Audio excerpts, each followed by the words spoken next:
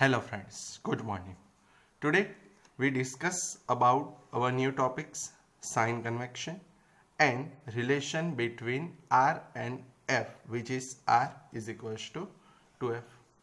First of all, we discuss about sign convention. Okay. Now, our first point of sign convention is all the distance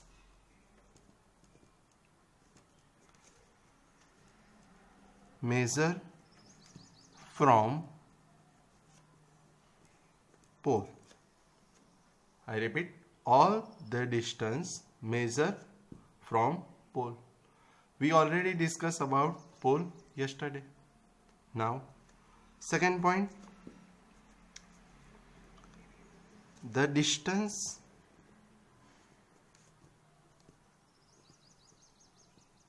measured in the direction of incident ray is taken as positive. Okay, so the distance which we measure in the direction of incident ray is we take are positive. Now, the distance measured opposite direction of incident ray are taken as negative. So there are three rules. I repeat all the rules. All the distance measured from pole. Second, the distance measured in the direction of incident ray are taken as positive, and the distance measured opposite direction of the incident ray are taken as negative. So you have to remember all the 3 points. Now, here as shown in figure, this is pole P. This point is center of curvature. Suppose this point is principal focus. We have already discussed the imaginary line passing through pole P and center of curvature C is known as principal axis. Now you have to remember that the ray which is parallel to the principal axis, after reflection, it always passes through the principal focus. I repeat the sentence. The ray which is parallel to the principal axis, after reflection, it is passing through the principal focus. Now, in second case, this is point P, F, C. Now, if the ray is passing through principal focus, after reflection, the ray is travel parallel to the principal axis. I repeat, if the ray passes through the principal focus, after reflection, the ray travel parallel to the principal axis. Okay. Now, as shown in this figure, if the ray passes through the center of curvature, after the reflection, the ray travels as same path. I repeat, as shown in figure, if the ray passes through the center of curvature. After reflection, the ray travels in a same path as shown in this figure. Now, we discuss about our second topic, relation between radius of curvature R and F, or prove that R is equals to 2F. So, to prove the relation between R and F, we consider the figure like this. This is our mirror. Here, this is the pole P. This point is center of curvature C. This point, principal focus F.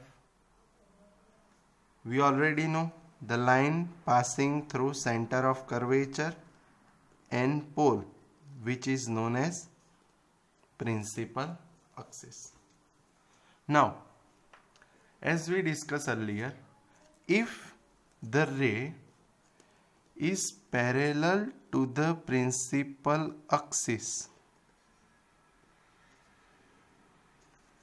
and strike the mirror, after reflection, this ray is passing through the principal focus F. Right. Now, as we discuss, we have to measure all the points or all the distance from pole P. Our second statement is that the distance measured in the direction of the incident ray. This is our incident ray. So, we have to denote two distance here. One distance between P and C, which is known as radius of curvature, and distance between P and principal focus capital F, which is known as focal length small f. So, we have to measure the distance from pole. So, here the distance between pole P and the center of curvature, this distance is denoted by capital R, and the distance between pole P and principal focus capital F is denoted by focal length small f. Right.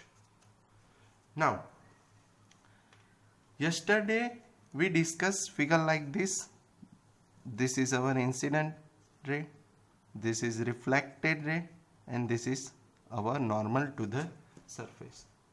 Right. Okay. Same if we have to draw a normal in this figure. So, here this is our surface, and from this surface when we draw a normal, it will pass through the center of a curvature. So, this is our normal. So, this is our incident ray, this is our normal to the surface, and this is reflected ray. So, as we discussed yesterday, the angle between incident ray and the normal, here this angle, so this angle is known as angle of incident. Suppose angle of incident is theta. You already know the angle between reflected ray and the normal is known as angle of reflection. But as per the law of reflection, the angle of incident is always equal to angle of reflection. So here angle of incident is theta, so angle of reflection is also theta. Right? Okay. Now, suppose I denoted this point by capital D. this point by E. So here you can see angle DEC, right? This angle DEC is equals to theta, which is angle of incidence. Angle CEF is equals to theta, which is angle of reflection, right? Now, as per the geometry, you see here Z, right? So we can say that angle DEC is equals to angle ECF, right? I repeat, you see this figure here, as per the geometry, this is Z. So angle DEC is equals to angle ECF is equals to theta. So we can say that here angle theta, right? Now here the angle ECF and angle CEF, I repeat, here angle ECF and angle CEF are internal angles. So angle CEF and angle ECF are internal angle, right? So here angle EFP, this is our external angle, right? You know already, as per the geometry, external angle is equals to the addition of two internal angle. So here the internal angle are theta and theta. So we can write that angle EFP is equals to theta plus theta is equals to 2 theta. So we can write that angle EFP is equals to 2 theta, right? Okay, I repeat, here angle EFP is our external angle. External angle is equals to addition of our two internal angles. So we can say that angle EFP is equals to theta plus theta is equals to 2 theta. So you can show in this figure angle EFP is equals to 2 theta, right? Now we have to draw a normal from E to the principal axis. So we can draw like this. Okay, here we denoted point by Z. So here Z is the normal from E, right? Here the distance between Z and P is very less, so we neglect the distance between Z and P. So here the distance between Z and P is very less, so we can write CP is equals to CZ and FZ is equals to FP, right? So we can write what? From the figure you can see that the distance between Z and P is negligible, so we can say that CZ is equals to CP. Here CP is equals to CZ and FZ is equals to ZP. Sorry, FZ is equals to FP. FZ is equals to FP. Right. Now, we have to prove relation between R and F. Here, this is R and this is F. So, we have to prove relation between these two adjacent sides of triangle EZC and EZF, right? I repeat, in triangle EZC, CZ is adjacent side, and in triangle EZF, ZF is adjacent side. You can see that in both triangle EZ is the opposite side, right? So we can write that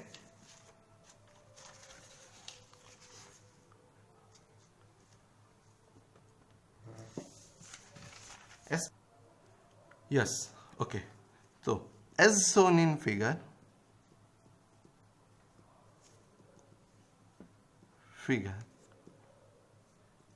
triangle EZC and triangle EZF, right? Triangle EZC and triangle EZF. So we have to prove the relation between adjacent side and the opposite side are same. Then we use easily the formula tan theta. You know that tan theta is equal to opposite side by adjacent side. So in triangle EZC, tan theta is equals to opposite side, which is EZ, divided by adjacent side, which is CZ, right? We doesn't know the value of EZ, so we can write like this EZ, but we know the value of CZ. CZ is equals to R, right? But here the angle is very less, and we know that when the angle is small, we know that when the angle is small, then tan theta is equals to theta, right? Okay, so we can write like this, theta is equals to EZ divided by R. Here we denoted by this as equation number 1. Now in triangle EZF, here show the figure. In triangle EZF, right? So in triangle EZF, we can write it tan 2 theta is equals to EZ upon FZ. I repeat it, tan 2 theta is equals to EZ upon FZ. So we can write that tan 2 theta is equals to EZ upon FZ, right? We know that EZ upon value of FZ. So from the figure you can see that value of FZ, here the distance is F, so we can write that FZ, value of FZ is F. So we can say that tan 2 theta is equals to EZ upon FZ is equals to EZ upon F. But the angle is very small, so we can write that 2 theta is equals to EZ upon F. So we can write that theta is equals to EZ upon 2F. So here this is equation number 2. Now show the equation number 1, which is theta is equals to EZ upon R. And in equation number 2, theta is equals to EZ upon 2F. Here in equation 1 and equation 2, the left hand sides are same. So if left hand sides are same, then we compare right hand side. So from equation 1 and 2, we can write that EZ upon R is equals to Ez upon 2f.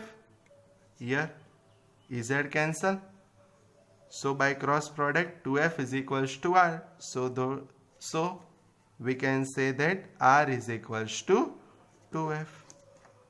Right? Okay. Now we study some extra topic. Like the question arises in your mind, why I take tan theta is equals to theta when the angle is small, right? So you know the value of tan 0, right? The value of tan 0 is equals to 0, right? Here I discussed that theta is very small, so the small value is around 0, right? So here I take the angle theta is 0, right? So I take angle theta is 0 and the answer is also 0. So I can write this is also theta, right? So we can write that tan theta is equals to theta, right? We can also write this phenomena for sine. You know that the value of sine 0 is equals to 0, right? Here I take theta is 0 and answer is also 0, which is theta. So we can write that sine theta is equals to theta, which is value 0. So we can say that when the angle is small, so tan theta is equals to sine theta is equals to theta. So you have to remember this thing. Always when angle is small, you can write that sine theta is equals to tan theta is equals to theta. Okay. Now we discuss how to obtain image of an object. As shown in figure, this is the mirror, this is the pole of the mirror, C center of curvature, F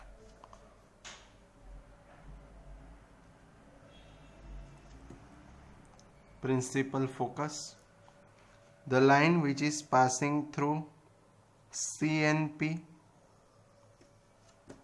is known as principal axis.